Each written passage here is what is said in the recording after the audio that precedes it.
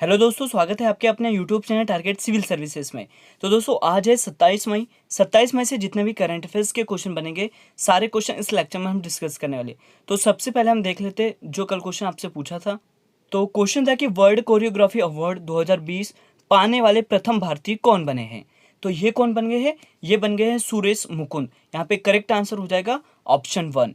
और आप देख सकते हो दोस्तों, ये है सुरेश मुकुंद जिन्हें हाल ही में वर्ल्ड कोरियोग्राफी अवार्ड 2020 से नवाजा गया है। अब स्टार्ट करते हैं दोस्तों कल के क्वेश्चन का रिवीजन। क्वेश्चन है कि हाल ही में अंतर्राष्ट्रीय डबलिन साहित्य पुरस्कार 2021 के लिए कौन चुने गए हैं। तो ये चुने गए हैं दोस्तों वेलेरिया लुइसेली। यहाँ पे राइट आंसर क्या हो जाएगा? ऑप्शन 1। और दोस्तों अभी तक आपने हमारे वीडियो लेक्चर को लाइक नहीं किया है तो इसे लाइक कर दे, शेयर कर दे। अगर आप इस चैनल पर नए हो तो इसे सब्सक्राइब भी कर ले। नेक्स्ट क्वेश्चन है कि 1 जून 2021 को छत्तीसगढ़ उच्च न्यायालय के मुख्य न्यायाधीश के रूप में कौन पदभार ग्रहण करेंगे। तो ये पदभार ग्रहण करने वाले हैं प्रशांत कुमार मिश्रा। तो यहाँ पे करेक्ट आंसर क्या हो जाएगा? ऑप्शन 1। क्वेश्चन है कि 26 मई 2021 को साल का पहला चंद्र ग्रहण लगेगा। चंद्र ग्रहण की स्थिति कब होती है ये आपको बताना है। तो ये कब होती है दोस्तों? ये होती है जब पृथ्वी सूर्य और चंद्रमा के बीच आ जाती है। तो यहाँ पे राइट आंसर क्या हो जाएगा? ऑप्शन 1। अगला क्वेश्चन है कि विश्व थायराइड दिवस कब मनाया गया है। तो ये मनाया गया है 25 मई को।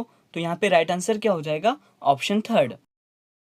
नेक्स्ट क्वेश्चन है कि किस राज्य में एंटी कोविड संजीवनी परियोजना को शुरू किया है।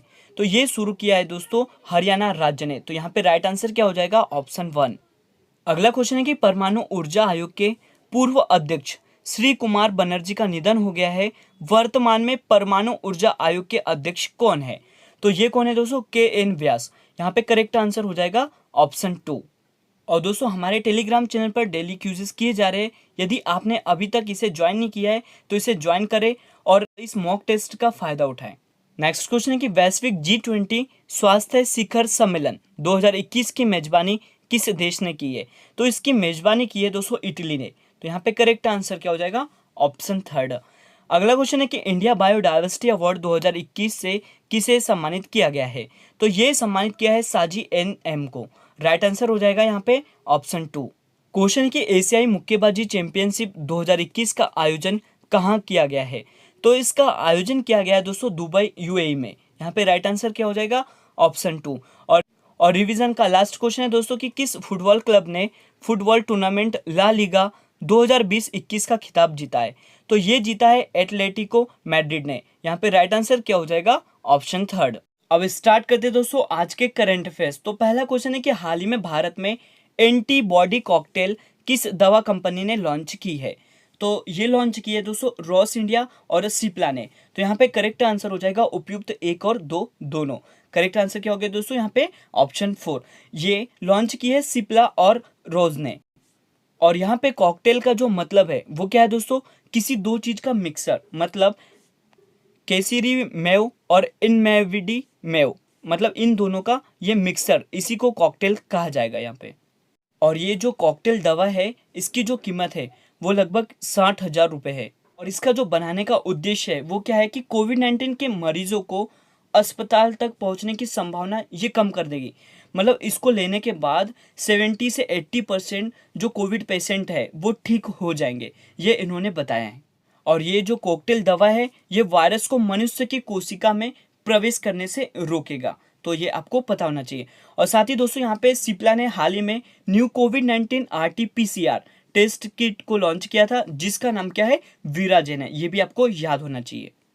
अगला क्वेश्चन है कि हाल ही में किस देश के वैज्ञानिक ने पहली बार लैब में मानव स्टेम सेल से एक कृत्रिम मिनी हार्ट विकसित किया है। तो ये किसने किया है? ये विकसित किया दोस्तों ऑस्ट्रिया ने। यहाँ पे राइट आंसर क्या हो जाएगा? ऑप्शन 2। तो ऑस्ट्रिया के वैज्ञानिक ने पहली बार लैब में मानव स्टेम सेल से एक कृत्रिम मिनी हार्ट को तैयार या विकसित किया है। यहाँ पे हम बात करें दोस्तों ऑस्ट्रिया की, जिसकी राजधानी क्या है? वियना है। और ये जो मिनी हार्ट है दोस्तों इसका जो निर्माण है वो स्टेम सेल के द्वारा किया गया है। और ये जो मिनी हार्ट है इसकी हार्ट बीट की बात करूँ मैं यहाँ पे, तो ये 1 मिनट में ये 60 से 100 बार धड़कता है। ये आपको पता होना चाहिए। और दोस्तों यहाँ पे आपसे एक क्वेश्चन पूछा जा सकता है कि जो कैरिडॉइड होता है ये क्या होता है। तो यह एक मिनी हट है जो स्टेम सेल से बना होता है, यह आपको पता होना चाहिए। तो आपको याद रखना है दोस्तों, इंपॉर्टेंट क्वेश्चन है कि ऑस्ट्रेलिया के वैज्ञानिकों ने पहली बार लैब में मानव स्टेम सेल से एक कृत्रिम मिनी हार्ट को विकसित किया है। नेक्स्ट क्वेश्चन की ओर चलते हैं। क्वेश्चन है कि हाल ही में इंटरनेशनल नारकोटिक्स कंट्रोल बोर्ड के अध्यक्ष के रूप में किसे चुना गया है? तो ये किसे चुना गया है दोस्तों?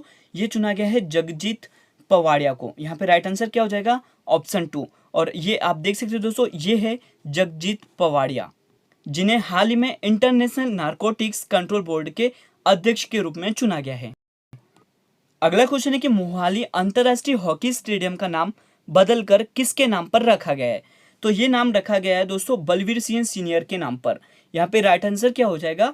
ऑप्शन 1। और आप देख सकते हो दोस्तों, ये है बलवीर सिंह सीनियर जो कि हॉकी के प्लेयर है। और बलवीर सिंह सीनियर का कुछ दिन पहले ही निधन हुआ था। ये दोस्तों हॉकी के प्लेयर है और इन्होंने 3 बार ओलंपिक गोल्ड जीते हैं। पहली बार 1948 में, दूसरी बार 1952 में और तीसरी बार 1956 में। इन्होंने 3 बार ओलंपिक गोल्ड जीते हैं। और दोस्तों यहाँ पे मैं आपको बता दूं कि जो 1952 में हेलसिंकी ओलंपिक हुआ था, इसमें फाइनल ये मैच भारत और नीदरलैंड के बीच हुआ था। और इसी मैच में 5 गोल किए थे किसने? बलवीर सिंह सीनियर ने। और ये अब तक का वर्ल्ड रिकॉर्ड भी है, ये आपको पता होना चाहिए। और दोस्तों भारत का सबसे बड़ा हॉकी स्टेडियम राउरकेला में बनेगा और इसका जो नाम है वो बिरसा मुंडा के नाम पर रखा जाएगा। नेक्स्ट क्वेश्चन है कि किस राज्य की सरकार ने पौधारोपण को प्रोत्साहित करने के लिए अंकुर योजना को शुरू किया है? तो ये शुरू किया है दोस्तों मध्य प्रदेश राज्य की सरकार ने। यहाँ पे राइट आंसर क्या हो जाएगा? ऑप्शन 2। तो यहाँ पे याद रखना है आपको कि मध्य प्रदेश राज्य की सरकार ने पौधारोपण को प्रोत्साहित करने के लिए अंकुर योजना को शुरू किया है। और इस योजना का जो उद्देश्य है वो राज्य में हरियाली बढ़ाना और प्रकृति में आए असंतुलन को रोकना है।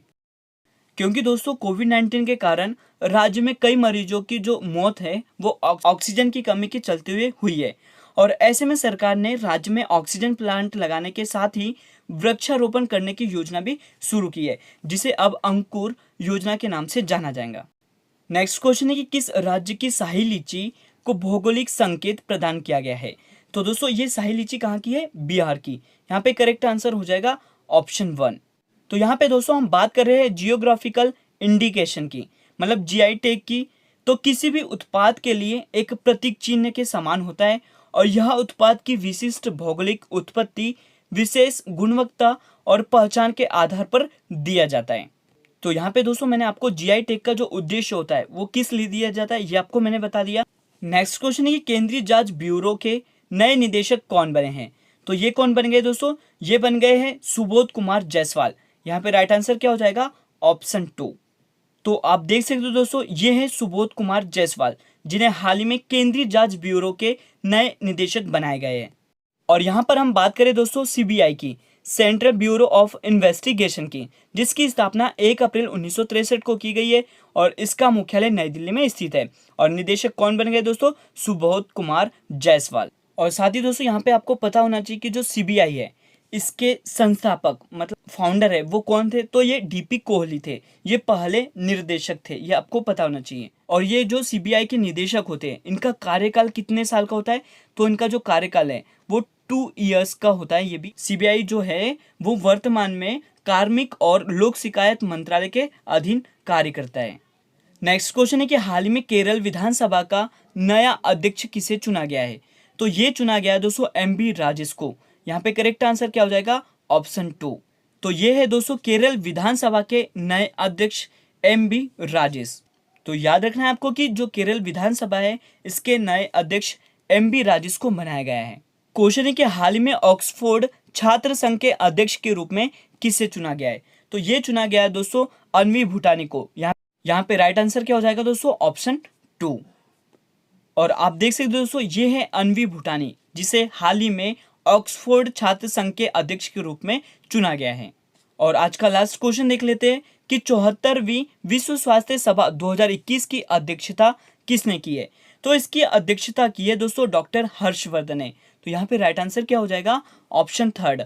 और आप देख सकते हो दोस्तों ये है डॉक्टर हर्षवर्धन जो कि अभी स्वास्थ्य मंत्री भी है। तो स्वास्थ्य और परिवार कल्याण मंत्री और WHO के कार्यकारी बोर्ड के अध्यक्ष डॉक्टर हर्षवर्धन ने 24 मई 2021 को वर्चुअल 74वीं विश्व स्वास्थ्य सभा की अध्यक्षता की है। और इस बैठक में वैश्विक कोविड-19 महामारी से निपटने और कोविड टीकाकरण से संबंधित चर्चा की गई है। तो ये आपको पता होना चाहिए। तो याद रखना है दोस्तों कि 74वीं विश्व स्वास्थ्य सभा 2021 की अध्यक्षता डॉक्टर हर्षवर्धन ने की है। और आज का जो क्वेश्चन ऑफ द डे है आपके लिए कि विश्व अस्थमा दिवस कब मनाया गया है, इसका सही जवाब आपको देना है और साथ ही दोस्तों इसकी थीम भी आपको बताना है। तो दोस्तों आज का वीडियो लेक्चर यहीं पर एंड हो रहा है। अगर ये वीडियो लेक्चर आपको अच्छा लगा हो तो इसे जरूर लाइक करिए, शेयर करिए। अगर आप इस चैनल पर नए हो तो इसे सब्सक्राइब भी जरूर करें। Thank you so much guys for watching this video.